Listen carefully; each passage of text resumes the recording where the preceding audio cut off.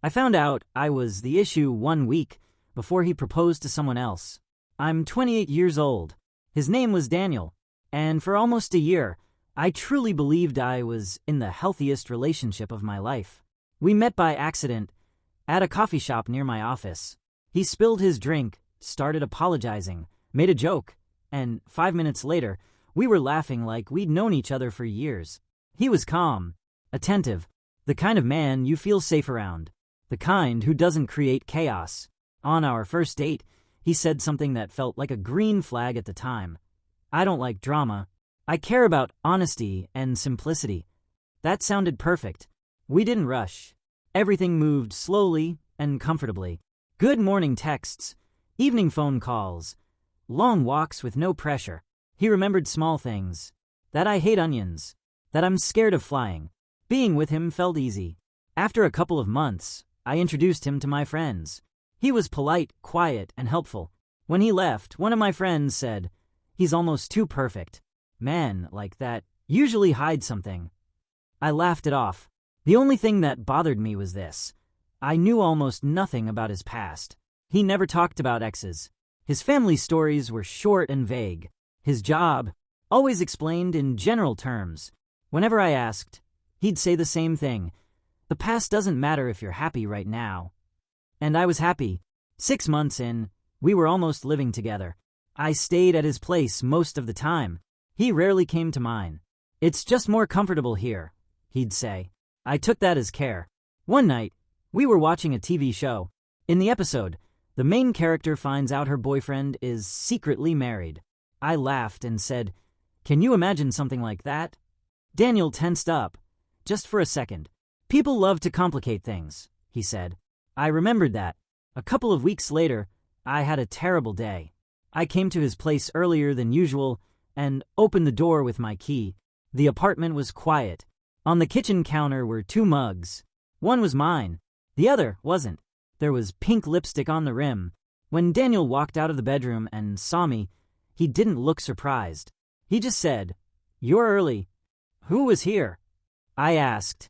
He didn't deny it. "A friend. We were just talking." "A friend with lipstick?"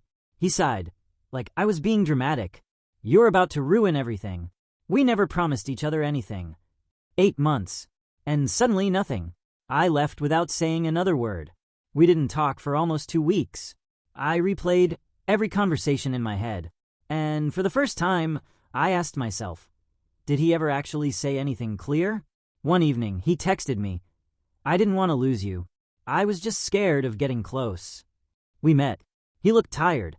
He said he finally realized how important I was, that he wanted to try for real, with honesty, with boundaries. I believed him. But after that, he changed. His phone was always face down.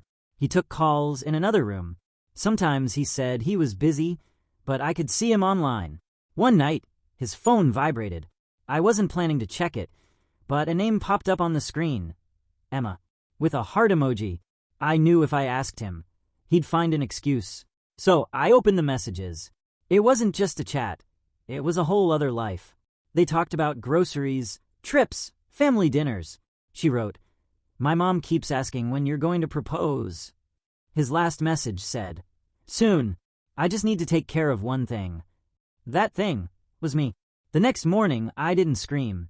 I made coffee. He smiled like nothing was wrong. "You're very quiet today," he said. I handed him the phone. He went pale. "It's not what you think," he said automatically. "Do you live with her?" Silence. "Are you planning to marry her?"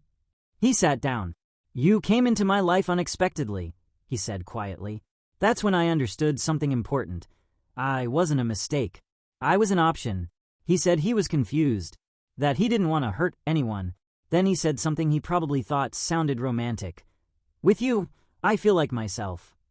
I replied, "And with her, you're building a life." He didn't stop me when I left. A month later, I saw a photo online. Daniel and Emma, a ring on her finger.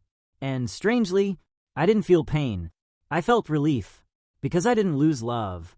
I avoided a life where I would always be doubting myself. Sometimes people seem perfect, not because they're honest, but because they know how to be convenient. So if someone ever tells you, "Let's not put labels on this," Make sure you're not the issue they're planning to deal with later.